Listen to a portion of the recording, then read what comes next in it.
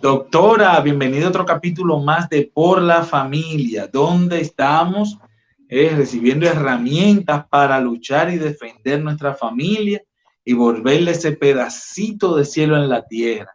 Nos quedamos en ese trastorno antisocial de la personalidad, dando características, trastorno importante que afecten en su mayoría a los hombres. Así que, ojo con eso, ojo con eso.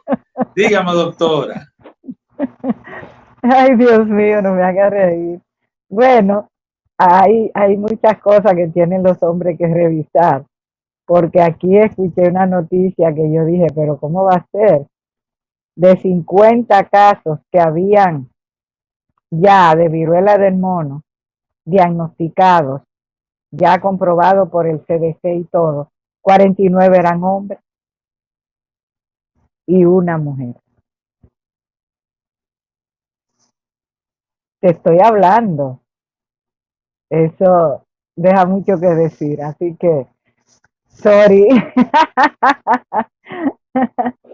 Pues estamos bien, gracias al Señor. Como el ave fénix, vamos a durar un tiempito resurgiendo así, pero gracias al Señor que estamos aquí. Eso me da mucho gusto, me da alegría. Así que saludo para nuestros amigos de Búnker Divino y también para nuestros amigos y amigas de Por la Familia. Aquí estamos, gracias al Señor por permitirnos estar. Saludos, Manuel, joven aún. Espero que estés bien y tu familita también y que ustedes estén bien. Así que sí, estamos trabajando ya con el tema del trastorno antisocial de la personalidad. Muy fuerte porque este trastorno es que en su mayoría ataca más a los varones, como señalaba. Hay conductas que se pueden observar desde niños y por eso no podemos estar ajenos a ellos. Entonces, estábamos hablando de esos 10 indicadores que comenzamos a reseñarlos en la intervención anterior para refrescar más que mi garganta, para refrescar estos indicadores. Número uno decía que este trastorno era una conducta manipulativa, de mucha manipulación a las emociones de otra persona para obtener beneficios. Eso es que si usted se conecta ahora en la 2, sepa que la 1 es parte de esta y que es la base, porque ahí es donde estamos introduciendo el trastorno antisocial de la personalidad. Le vamos a hacer nada más el recuentito breve de las 5 primeros indicadores que vimos en la primera, que tienen una manipulación de las emociones de otra persona intencionalmente para obtener beneficios, que rompen la ley con facilidad, sin ningún remordimiento. Son personas que usted diría, pero ¿dónde está la conciencia, el escrúpulo? ¿Dónde está todo? No, no busque nada de eso en una persona que tenga ya rasgos de una conducta antisocial y que ya lo haya tenido por tiempo porque le saca beneficio a eso. También decíamos que son personas que mantienen una conducta de agresividad constante, que son personas que no tienen control de su agresividad, de sus impulsos, y que pueden agredir a otras personas sin consecuencias porque pueden encubrirlo fácilmente utilizan mucho el mecanismo de defensa de racionalización para justificar una conducta y salir sin culpa, culpar a la otra persona. Entonces, decíamos en la número 3 anterior, no sienten arrepentimiento por nada. Cuando usted dice, pero por nada, es por nada. Ni siquiera que lastimen a una niña, a un niño, a una persona mayor, a una persona adulta. No, no sienten arrepentimiento. Le da placer hacer maldad. Y eso es fuerte. Eso es fuerte. Esas personas son mitómanos. Los mitómanos son asiduos mintiendo. Mienten tanto que se llegaron a creer sus propias mentiras. Mienten por placer. No conocen como que otro modo de vivir que no sea mintiendo y haciendo daño. Mintiendo y haciendo daño. Y además actúan irresponsablemente. No asumen compromisos. Por eso tienen problemas en el trabajo, en la sociedad, en la escuela, en la universidad, en las relaciones. Problemas con Raimundo y todo el mundo. Expedientes abultados, pero tan fuertes. Hacen cosas muy malas que podríamos llamar crímenes, pero un abogado alega trastorno mental, la persona va a psiquiatría, a un pabellón de psiquiatría, un tiempo, ¿y qué sucede después? La persona sale, pero la persona no sale para una casa estable, con familia. No, la persona sale, pero luego la persona enferma queda. ¿Y qué va a suceder entonces?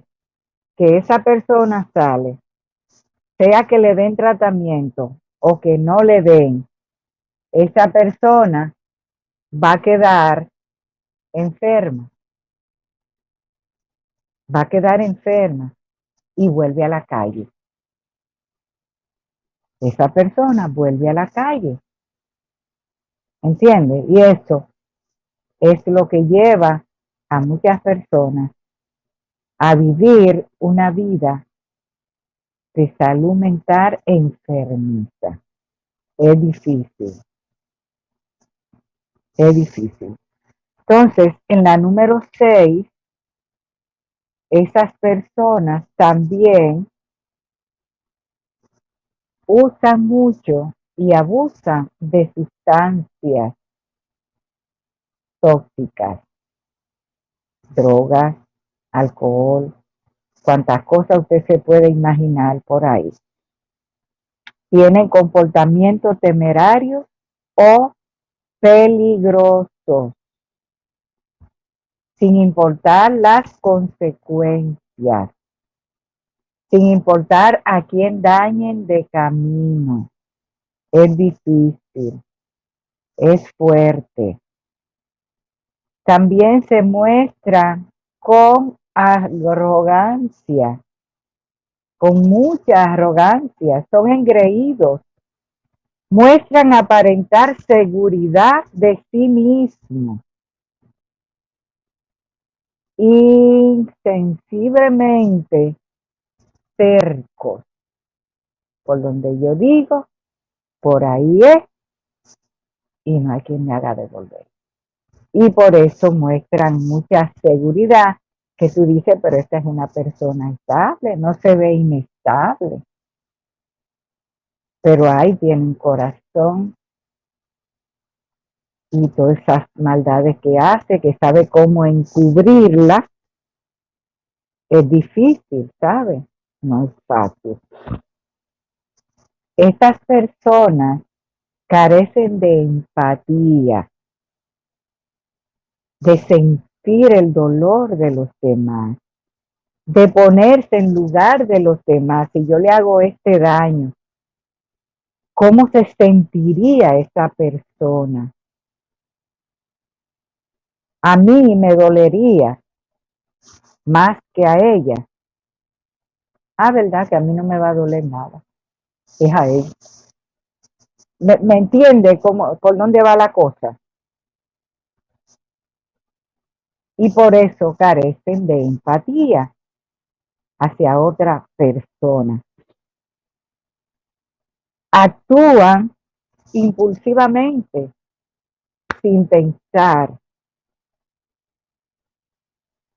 por impulso, rápido. Disparó 3, 4, 5 veces. Son las personas que tú ves que le vacían una arma a quien sea, una arma cargada, sin pensarlo, sin mediar palabras, sin, de esa manera cruel así. Esa es una conducta antisocial y sin remordimiento alguno y buscando la manera de salir libre de ese atroz crimen que haya cometido. Y eso lo estamos viendo. Eso lo estamos viendo en la sociedad. Y no muy aislado ni una vez, con frecuencia. Entonces, por eso te digo que cuando señalan el porcentaje de personas afectadas de salud mental, es fuerte. Porque en una de las intervenciones, cuando estábamos hablando de los trastornos de personalidad, señalábamos que un 10% de la población general en adultos estaba con algún tipo de trastorno de salud mental, un 10%, pero que la población ya con un diagnóstico establecido, enferma de salud mental, subía de ese 8 a 10% hasta 82%. Estaban diagnosticadas con tratamiento. Eso se espera. Con tratamiento. Porque es que muchas personas no son responsables con los tratamientos de salud mental. No son responsables con su tratamiento. Y tiene la familia, la red de apoyo que tenga, que estar ahí atento para que esa persona se tome sus medicamentos.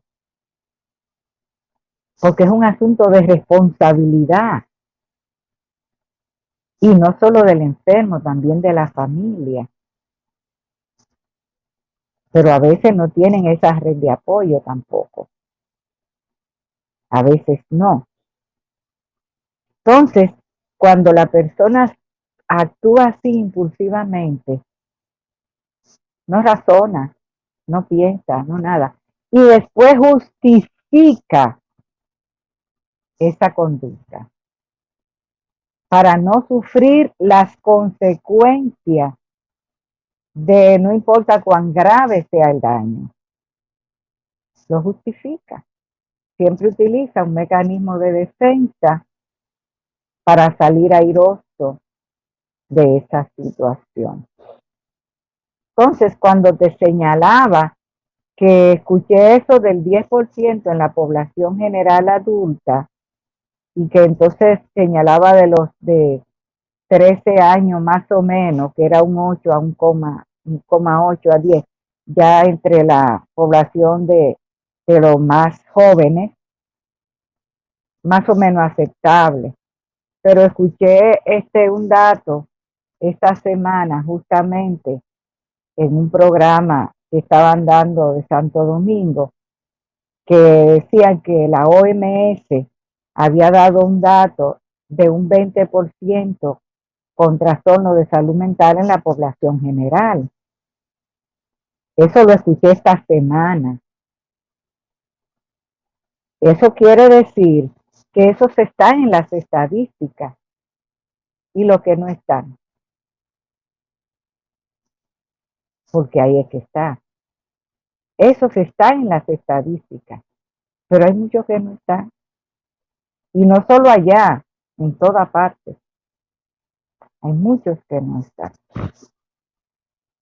Entonces, otra de las características, ya la última de este renglón, es dificultades para planificar con anticipación. No se pueden concentrar para planificar. Hay algunos trastornos que se conocen como trastornos de salud mental en la niñez, donde hay uno de ellos que es el ADDH o ATTA, por sus siglas en inglés, que es el trastorno por déficit de atención e hiperactividad. Eso es frecuente en niños, pero hay adultos que se quedan con ese diagnóstico y no salen de esa condición. Se quedan siendo así, con inatención y siendo hiperactivos. ¿Y qué pasa cuando eso sucede? Pasan a ser impulsivos, porque van entonces ahí con los rasgos de trastorno impulsivo de la personalidad. ¿Te recuerdas que hablamos? Entonces, está muy ligado, porque algunos de esos trastornos que empiezan en la niñez, si no son tratados adecuadamente, tú cruzas el túnel de la adolescencia, donde está el tránsito, te va a la edad adulta con el trastorno. Y ya cuando pasa de ahí, que te vas a la edad adulta, también puede continuar con el trastorno. Todo esto puede pasar. Bien. Trabajamos entonces con estos indicadores y vamos a ver, ahí trabajamos con algunas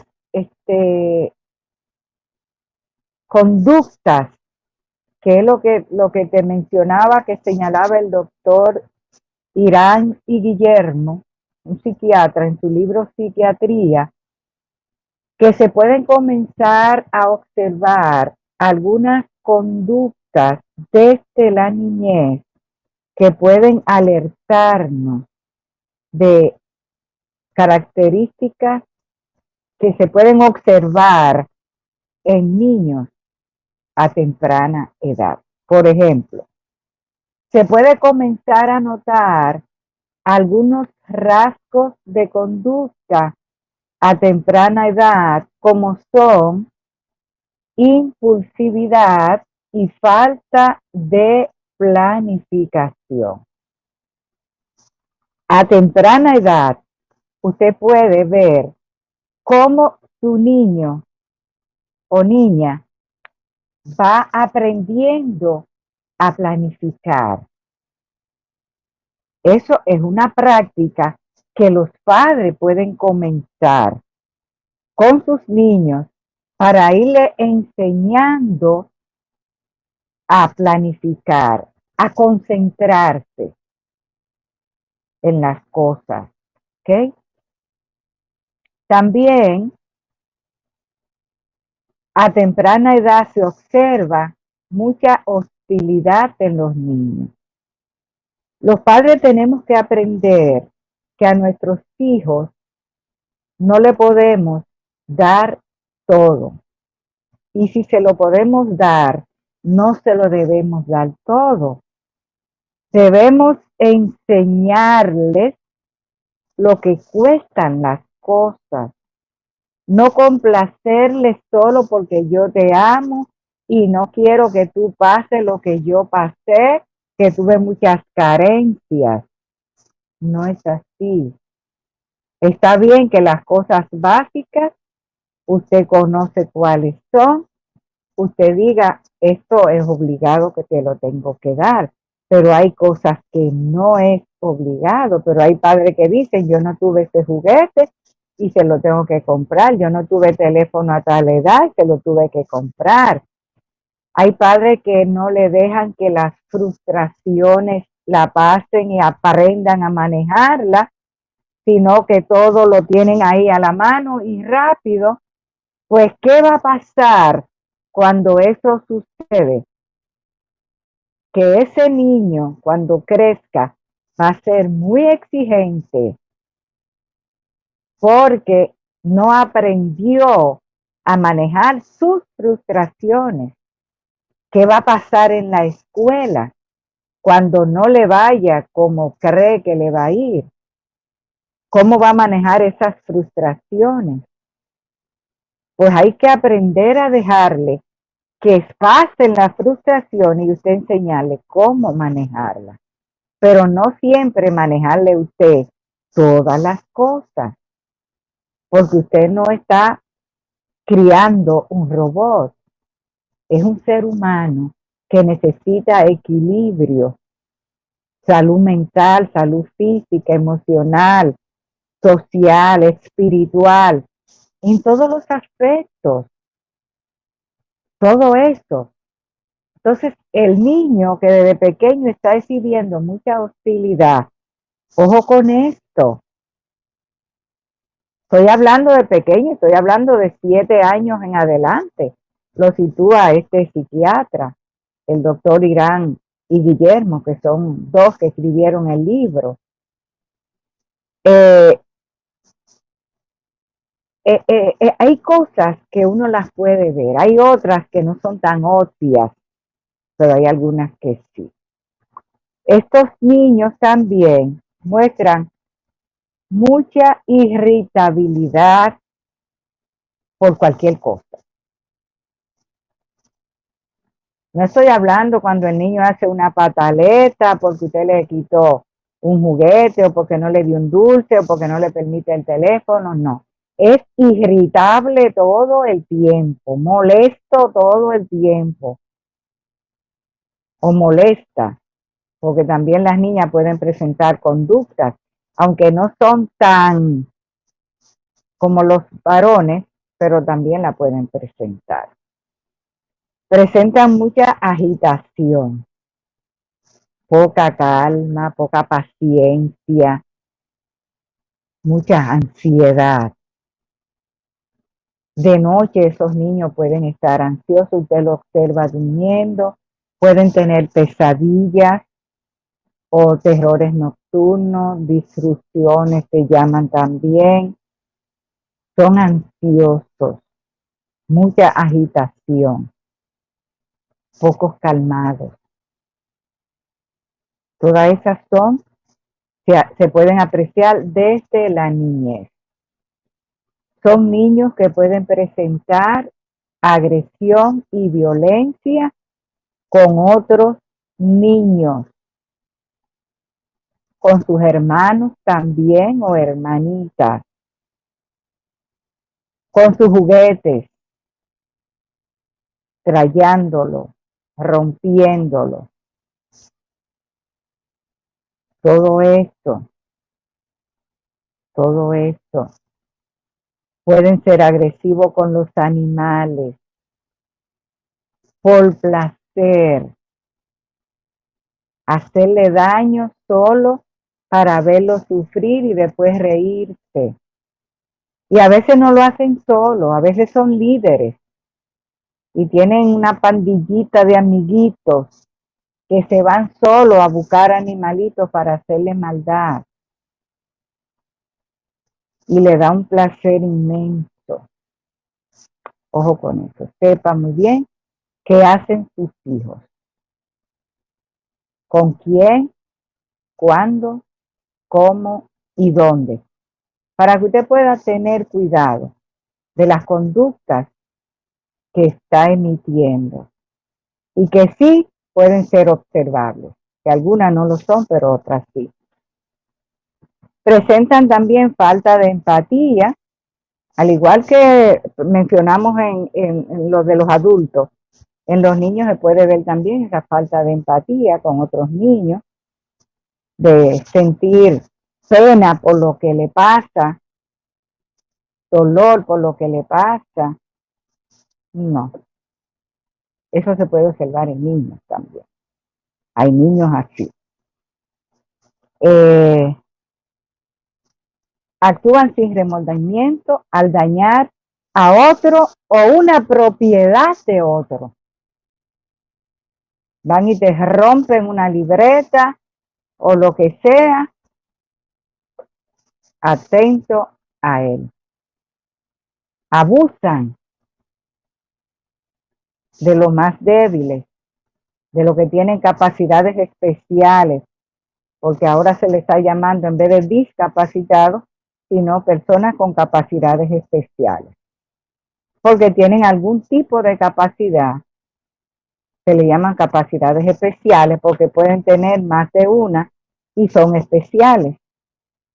Entonces, son estos los que viven abusando de niños con capacidades especiales, solo por placer, y conquistan a otros niños que quizás no tienen el trastorno, pero se dejan llevar, o porque el líder lo intimida, o por ser aceptado en el grupo. La presión de grupito se da desde la niñez, no solo en la pubertad y la adolescencia. Entonces, todo eso.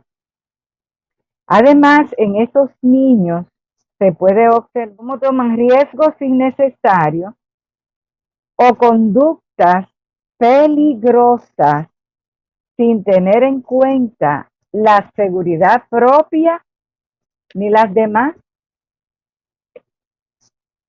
Sencillamente me gusta ese riesgo, lo tomo, me lanzo y yo no mido consecuencias, ni para mí, ni para las otras personas, porque tampoco me importan. Todo eso es fuerte. Y todas esas son las conductas que se dan en los niños. Entonces, hay trastornos que son frecuentes en la niñez, que son lo que voy a mencionar ahora, porque es importante que se conozcan para que temprano los trabajen y que cuando lleguen a la adolescencia ya estén controlados en esos trastornos. El primero que señala de estos trastornos más frecuentes son el que le mencioné, el trastorno por déficit de atención e hiperactividad, que sufre, la población infantil un 7%.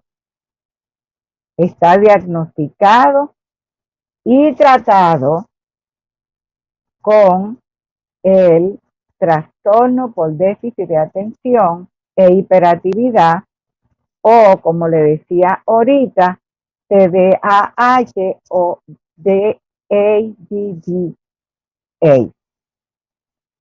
por sus siglas en inglés. Ese es uno. El otro es el trastorno oposicional desafiante, ODD. Se enfrentan a la figura de autoridad de forma persistente. Son estos chicos entre la niñez y la pubertad que se enfrentan a maestros, a padres, a policía, al trabajador social, al psicólogo, a quien sea. Retan la autoridad. Y ese se llama el trastorno de conducta oposicional desafiante. ese trastorno también afecta desde la niñez. Son de los trastornos que afectan la niñez y que pueden repercutir en conductas de situaciones mentales, de trastorno de personalidad a partir de la adolescencia y la edad adulta si no son trabajados en la niñez a tiempo. También a los niños puede también afectarles el trastorno obsesivo compulsivo entre los 6 a los 9 años. Y también aparece el desorden bipolar, que le dije que ese tema lo tenemos que trabajar completo porque ese tema es un tema completo que también tiene que ver con trastornos y rasgos de la personalidad. Pues también ese trastorno es uno de los que se mantienen desde la niñez y que se supone que se trabaje para poder ayudar a la población a mantener una conducta sana desde la niñez, en el tránsito de niñez a adolescencia y después en el tránsito de adolescencia a etapa adulta. Estoy mencionando los trastornos que se diagnostican, se pueden diagnosticar desde la niñez. Está también, se pueden observar además algunas conductas exageradas para la edad, entre ellos niños crueles en todos los aspectos, crueles y punto, mentirosos desde chiquitos, encubren mentiras, mienten por placer. Los padres no lo detectan muchas veces a temprana edad y cuando vienen a darse cuenta tienen un mitómano en la casa desde chiquito. Y ojo con eso. No se les ría, no lo consienta, busque ayuda, porque no es una conducta sana. No es una conducta sana. Torturan a los animales y después que lo torturan, mienten para que no los encuentren. O hasta los entierran para que no los encuentren. O sea, que es algo muy premeditado. Muy premeditado. También los robos no se dan solo en la etapa adulta del antisocial ya grande, después de la adolescencia. Se pueden dar robos entre la niñez y la pubertad. Se pueden dar también. Y hay en esta población infantil que presentan conducta de esos rasgos que también se incluyen robos. Delinquen. Se escapan de la escuela con mucha frecuencia. Se escapan y mienten. A veces cuando los padres se vienen a dar cuenta es porque lo llaman de la escuela. Pero, ¿y por qué no está viniendo Juancito o Pedrito? Que no. Sí, pero él ha ido esta semana a clase. Inclusive él llega y yo veo que coge los cuadernos, entra para su cuarto a hacer las asignaciones. No va a la escuela. Va y se escapa. Y los padres lo dejan por el bus y se va en autobús y él hace que entre y tiene otro mundo preparado por ahí afuera. Con frecuencia se escapan. Molestan a quienes son más débiles o que tienen capacidades especiales, lo que decíamos ahorita. Siguen mintiendo, mintiendo, mintiendo para sacar provecho y así llegan a grande. Y después de grande, pues ya tú sabes lo que pasa. No hay quien lo detenga. Se burlan mucho de los demás, sin conciencia. Se burlan. Recuérdate que son engreídos, que son seguros.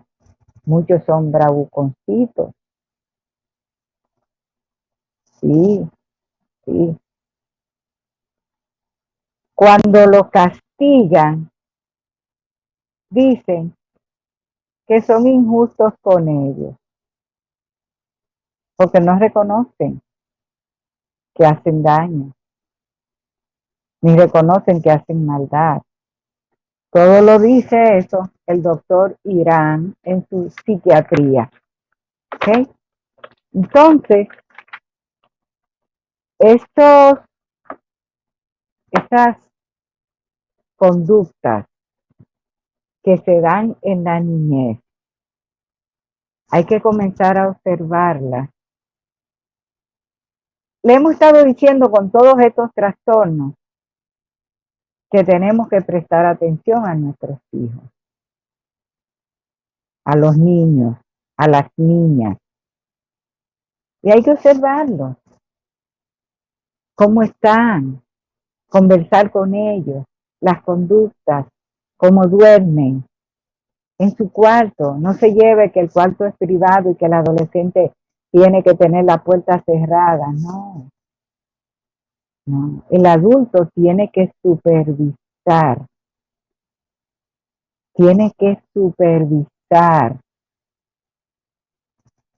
a sus adolescentes.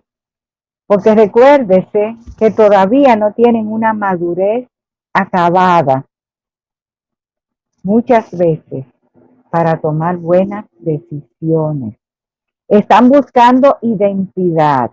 Y si la identidad la buscan de uno de los pares que tenga una conducta antisocial, usted no va a tener buena cosa.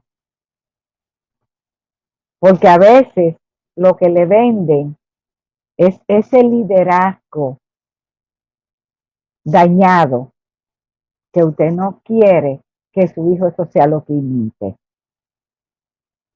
Entonces, hay que supervisarlo. Sin violarle sus derechos, hay que hablar con ellos, con ellas, pero usted tiene derecho a saber qué pasa en la habitación de sus hijos. Porque cuando ellos salen, y más si están adolescentes, usted debe conocer sus amigos, sus amigas, debe saber los ambientes en el que están. Si van a una fiestecita y usted le da permiso, conozca qué ambiente va a haber ahí y quiénes son más los que van a estar. O sea, hay situaciones y hay situaciones, porque muchos después se nos van de la mano y ni siquiera nos damos cuenta cuando se nos fueron de la mano. Y después decimos, pero es que ni cuenta me di, no sé qué pasó ahí. Y por eso hay que estar atentos desde la niñez. Este es un tema fuerte, yo lo sé, pero es necesario trabajarlo, porque hay situaciones que hay que estar alerta. Este capítulo es más amplio, así que lo terminaremos en una intervención siguiente, porque todavía nos faltan las causas. Vamos a mencionarlas. Los antecedentes familiares que pueden ser o llevar a una conducta de esta índole. También las recomendaciones que da el doctor Núñez López, psiquiatra, para prevención temprano de estas conductas antisociales. Falta cosas muy importantes y necesitamos que estén ahí en la próxima intervención para dar conclusión a este tema. Así es que un abrazo. Gracias por la paciencia. Gracias por estar con nosotros, por abrirnos las puertas de sus hogares, por la atención que nos brindan siempre. Y queremos que estén bien, que se cuiden mucho, que el Señor los bendiga, les proteja.